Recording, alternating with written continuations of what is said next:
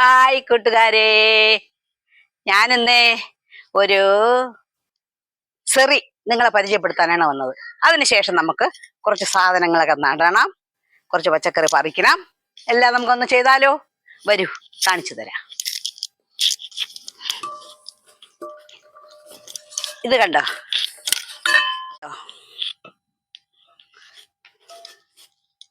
നോക്കിയേ, ഇതാണ് fish amino acid.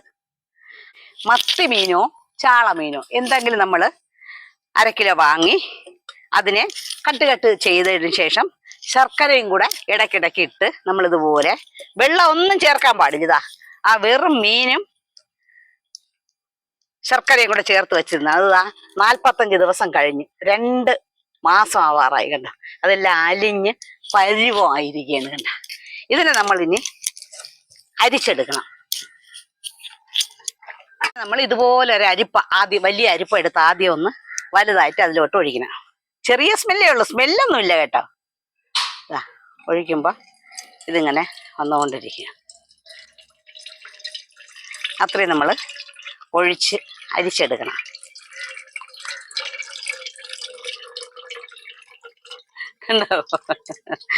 ഞാൻ ഇതിന് മുമ്പും ചെയ്തിട്ടുണ്ട് കേട്ടോ. അപ്പോഴെനിക്ക് യൂട്യൂബ് ചാനലൊന്നും ഇല്ലായിരുന്നു, അതുകൊണ്ട് ഞാൻ ആരെയും കാണിച്ചിട്ടൊന്നുമില്ല. ഇതുപോലെ ചെയ്തിട്ടുണ്ടായിരുന്നു. എന്നിട്ട് ഇതിനെ നമ്മൾ ഒരു ചെടിക്കല്ല 2-3 ചെടിക്കായിട്ട് ഇതിന്റെ കൊത്തിനെ കൊണ്ടുവന്ന് കുഴിച്ചിട്ട് കൊടുത്താൽ നല്ല ഉരമാണ്.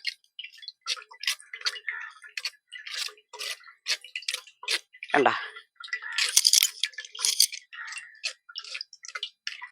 നല്ല പരുവത്തിനിതാ അത്രയും അരിച്ചെടുക്കണം.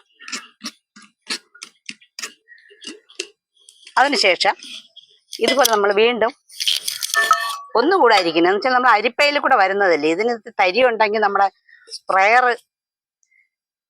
അതിന് ചെറിയ അരപ്പയിൽ ഒഴിച്ച് വീണ്ടും അതിനെ ഇതുപോലെ ഞാൻ അരിക്കണം. എൻ്റെ കയ്യിൽ സ്പെയർ ഇല്ല കേട്ടോ, സ്പെയർ അത് ചീത്തായി പോയി. അത് കാരണം ഞാനൊരു കുപ്പി എടുത്തിട്ട് നമ്മൾ ഇതുപോലെ ചെറിയ പിന്നിട്ട് ചെറിയ സുഷിരങ്ങൾ ഒരു 5 എണ്ണം ഇട്ടാൽ മതി, ഇട്ട് വെച്ചിരിക്കുകയാണ് ഞാൻ. എന്നിട്ട് ഇതിൽ നിന്ന് 1/2 ലിറ്ററിന് 5 മില്ലി ആയി കാണും. കണ്ട, ഇതിലോട്ട് എടുക്കണം. അതിനുശേഷം 1/2 ലിറ്റർ വെള്ളം, കുപ്പിയിൽ നിറയെ വെള്ളം എടുക്കണം.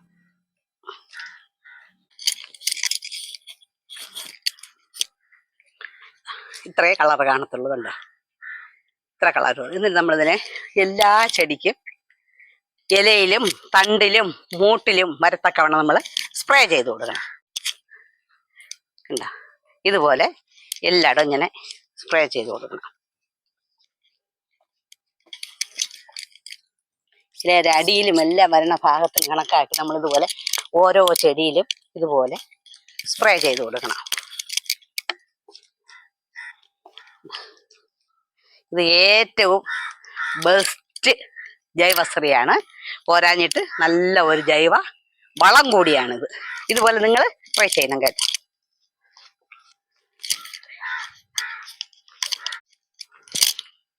ഇത് കണ്ടോ, ഇത് ഞാൻ കുറച്ച് വിത്തുകൾ മുളപ്പിച്ച് വച്ചിരിക്കുകയാണ്.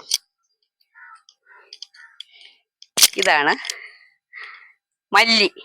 കണ്ടോ, ഒരു ദിവസം മൊത്തം കുതിർത്ത് പരുവാക്കിയതിന് ശേഷം മുളപ്പിച്ചു. പക്ഷെ ഇതിന്റെ മുള കാണാൻ പറ്റത്തില്ല. കാണാൻ പറ്റുന്ന നോക്കി, കണ്ട, ചുവപ്പ് മുളയാണ് ഇതിന് വരുന്നത്. ചെറുതായിട്ട് കാണുന്നുണ്ട്, ഇത്രേ കാണത്തുള്ളൂ, ചെറുതായിട്ട്. കണ്ട, ഇങ്ങനെ ഇത് വരത്തുള്ളൂ. ഇത് നട്ട് അതിനുശേഷമാണ് ഇത് പച്ച ഇലയായിട്ട് വരുന്നത്. ആദ്യം കാണുന്നത് നമുക്ക് ഇതുപോലെ ഈ കളറിലാണ് കാണുന്നത്. നമുക്ക് ഇതിനെ ഒന്ന് ഇതിലോട്ട് നട്ടു വയ്ക്കാം. മണ്ണ് ഞാനിതാ പരുവാക്കി വെച്ചിരിക്കുകയാണ്. ഇനി ഇതിനെ കുറച്ച് വേറെ ഒന്നും നമ്മളിപ്പോൾ ഇടണ്ട. ഇത് ട്രീറ്റ് ചെയ്ത മണ്ണാണ്, വാരി വെച്ചതാണ്. അതിലോട്ട് നമ്മൾ കുറച്ച് ചാണകപ്പൊടി മാത്രം ഇട്ട് കൊടുത്താൽ മതി. ആദ്യം ചാണകപ്പൊടി മാത്രം. ഇത് പൊടിച്ച് കയറിയതിന് ശേഷം നമ്മൾ ഇതിലോട്ട് മറ്റു വളങ്ങളൊക്കെ ഇടണം. അപ്പൊ ആദ്യം ഇത് ഒരുപാട് താഴാൻ പാടില്ല കേട്ടോ. താന്ന് കഴിഞ്ഞാൽ ഇത് മുളച്ച് കയറാൻ പറ്റത്തില്ല. ഏകദേശം പുറത്ത് കിടക്കത്തന്നെ നമ്മൾ ഇതുപോലെ ഇങ്ങനെ പാവണം.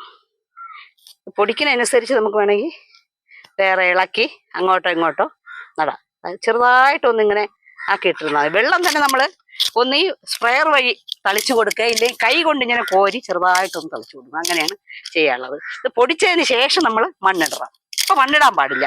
മണ്ണിടാൻ പുറത്ത് ഇങ്ങനെ കിടക്കുന്നതാണ് സൗകര്യത. ചെറുതായിട്ടൊന്ന് ഇങ്ങനെ ആക്കി കൊടുത്താൽ കണ്ടോ. ഇത് നട്ട് കഴിഞ്ഞു. അടുത്ത് ഇത് കണ്ടോ, ഇതുപോലെ തുണിയിലാണ് ഞാൻ വച്ചിരുന്നത്. കണ്ടോ, ഇത് പയർ മുളപ്പിച്ച് വെച്ചിരിക്കുകയാണ്. അപ്പൊ പയർ എനിക്കിപ്പോൾ കുറച്ചേ ഉള്ളൂ, അതുകൊണ്ട് ഞാനിതാ കുറച്ച് പയർ മുളപ്പിച്ച് വെച്ചു. ഈ പയറിനെ നമുക്ക് അങ്ങോട്ട് കൊണ്ടുപോയി നടാം. ട്രീറ്റ് ചെയ്ത് പരുവാക്കി ഇട്ടിരിക്കുകയായിരുന്നു. ഇതിലോട്ട് നമുക്ക് വെറും ചാണകപ്പൊടി മാത്രം ഇപ്പം ഇട്ട് കൊടുത്താൽ മതി. എന്തെന്ന് വെച്ചാൽ ആദ്യം ചാണകപ്പൊടി മാത്രം മതി. ഇത് പൊടിച്ച് കയറിയതിന് ശേഷം മറ്റുള്ള വളങ്ങൾ ഇടാം. കോഴിക്കാരോ എല്ലുപൊടിയോ ജൈവ വളമോ എന്ത് വേണോ ഇടാം. ഇപ്പം വേണ്ടെന്ന് വെച്ചാൽ ഒന്നാമത് ചൂട് സമയമാണ് ഇപ്പോഴും. കന്നിപ്പൂമാനം കണ്ണും നട്ടു ഞാൻ നോക്കിയിരിക്കേ, എന്റെ മനസ്സിൽ തൈമണി തെന്നലായി പുൽകാൻ നീ വന്നു. വെട്ടങ്കിഴക്ക് പൊട്ടുകുത്തി കാന്തി പരന്നു, കാണാത്ത തീരങ്ങൾ തേടി നടന്നപ്പോൾ മോഹാനുരാഗം കഥ പറഞ്ഞു എന്ന് പറഞ്ഞ പോലെ ഇപ്പോഴേ ഭയങ്കര ചൂടാണ്. അതുകൊണ്ട് ഒരുപാട് വളപ്രയോഗം ഇപ്പൊ വേണ്ട. ചാണകപ്പൊടിയും വെള്ളം ഒഴിച്ചു കൊടുത്താൽ മതി. ഇപ്പോഴേ ട്രീറ്റ് ചെയ്ത മണ്ണാണല്ലോ, അതുകൊണ്ട് നമുക്കിതിനെ ഓരോന്ന് വീതം 2 വീതം ഇവിടെ നട്ടു കൊടുക്കാം. ഇതിന് ഒരുപാട് താഴണ്ട, ചെറുതായിട്ട് താഴ്ന്നാൽ മതി. കണ്ടോ, 2 വീതം ഓരോ കുഴിയിൽ ചെറുതായിട്ട് ഓരോ ചെറിയ കുഴികളെടുത്താൽ മതി. കണ്ടോ, നല്ല മുളച്ചതാണ്. ശക്കല മണ്ണിട്ട് കൊടുത്താൽ മതി. ഒരുപാട് മണ്ണിട്ടാലേ ഈ മുള ഒടിഞ്ഞു പോവും. ചെറുതായിട്ട് ഇട്ട് നടാം. പൊടിച്ചതിന് ശേഷം നമുക്ക് വേണമെങ്കിൽ ഇവിടെ തന്നെ അല്ല മാറ്റിയും നടാവുന്നതേ ഉള്ളൂ. പയർ എനിക്ക് വേറെ കുറച്ചുണ്ട്, ഇതാ അവിടെ. ഇപ്പൊ പയറൊക്കെ ഇപ്പൊ പിടിച്ച് കിട്ടാൻ ഇത്തിരി പാടാണ്. പിടിച്ച് വന്നു കഴിഞ്ഞാൽ പിന്നെ കുഴപ്പമില്ല, നമുക്ക് ഇവിടെ പടർത്താനും നല്ല സൗകര്യമുണ്ട്. കാരണം ഇവിടെയൊക്കെ ഇങ്ങനെ പടർത്തി വിടാം. ഇവിടെ നിന്ന് അവിടം വരെ കെട്ടി പടർത്താൻ. ഇവിടെ വെയിൽ നല്ല വെയിലാണ് കേട്ടോ. ഉച്ച വരെ ഇവിടെ നല്ല വെയിലാണ്. ഇപ്പൊ വെയിൽ ഇച്ചിരി കുറഞ്ഞു തുടങ്ങി. എന്നാലും വെയിലിന് കുറവൊന്നുമില്ല. ഇതാണ് കരിമ്പ്, നല്ല മധുരമുള്ള കരിമ്പ്. നമ്മൾ പൂജ വെച്ചപ്പോഴേ വാങ്ങിയതിന്റെ കരിമ്പാണ്. ഞാൻ 2 ഭാഗം ഇതിനെ കട്ട് ചെയ്ത് കഴിച്ചപ്പോൾ നല്ല മധുരം, നല്ല ടേസ്റ്റ്. അപ്പൊ ഞാൻ വിചാരിച്ചു ഇതാ മുള വന്നിരിക്കുകയാണ്. 2 മുള ഇപ്പോഴേ ഇതിലുണ്ട്. അപ്പൊ എന്തായാലും ഇതിനെ ഒന്ന് നട്ടു വെക്കാന്ന് വിചാരിച്ചു. പൊടിച്ചതിന് ശേഷം മാറ്റി നടാം. ഞാൻ കവറിൽ നടാൻ വേണ്ടി ഇതാ കവറിൽ കുറച്ച് മണ്ണൊക്കെ വാരി വെച്ചതാ പരുവാക്കി വെച്ചിരിക്കുകയാണ്. ഈ കവറിലോട്ട് ഇതിനെ ഒന്ന് നട്ടു വയ്ക്കാം. പൊടിക്കണമെങ്കിൽ പൊടിച്ചതിന് ശേഷം, ഒരു പരീക്ഷണമാണ് കേട്ടോ, പൊടിച്ചതിന് ശേഷം തറയിലോട്ട് ഇളക്കി നടാം. ഇത് അങ്ങനെ അത് അവിടെ ഇരുന്നോട്ട്. എങ്ങനെയുണ്ട്? കരിമ്പ് കിട്ടിയാൽ കരിമ്പുമായി. ഇനിയേ കുറച്ച് പച്ചക്കറി കൂടെ അടർത്തിയാലോ. അങ്ങോട്ടും ഇതിൽ കണ്ടോ 2-3 പാവയ്ക്ക. ഞാൻ പറഞ്ഞില്ലേ ഇത് വേറൊരു മൂട് പാവയാണ്. അവിടെ ഒന്നുണ്ട്, അത് ഞാൻ കാണിച്ചു തന്നില്ലേ. ഇത് വേറൊരു മൂടാണ്. ഇതിലും ഇങ്ങനെ ആവശ്യത്തിനുള്ളത് എനിക്ക് കിട്ടാറുണ്ട്, കറിക്കുള്ളതൊക്കെ കിട്ടാറുണ്ട്. ഇതിലും കുറേശ്ശൊക്കെ ഇതാ കാച്ച് ഇങ്ങനെ നിൽക്കുകയാണ്. 1-2 ഞാനിപ്പോ അടർത്തിയെടുക്കാൻ പോവുകയാണ്. ചെറുതായാലെന്ത്, ആള് കാന്താരിയാണ് എന്ന് പറഞ്ഞതുപോലെയാണ്. എന്ന് വെച്ചാൽ നമ്മൾ ഒരു കെമിക്കലും ചേർക്കാത്തത് കൊണ്ട് ചെറുതായാലും അത് മതി. തീരെ ചെറുതുമല്ല, എന്നാലും ഇതാ കണ്ടോ. 2 ആകുമ്പോൾ തന്നെ നമുക്ക് ഉള്ളിയും കൂടെ ചേർക്കുമ്പോൾ ഇത് ഒരു കറിക്കാവും. ഇനിയും അവിടെ നിൽപ്പുണ്ട് ചെറുതായി.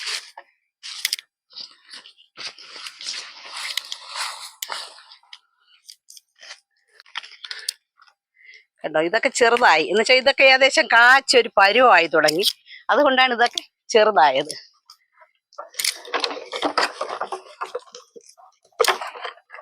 ഇതിലുമൊക്കെ അങ്ങനെ നിൽക്കുകയാണ്. സാധാരണ ഞാൻ എപ്പോഴും ആവശ്യത്തിന് ഓടി ഓടി വന്ന് അടർക്കും. ഉണ്ടാക്കാം. 2 പയർ കൂടെ ഉണ്ട്. ഇത് കണ്ട് ചെവല വെണ്ടയ്ക്ക,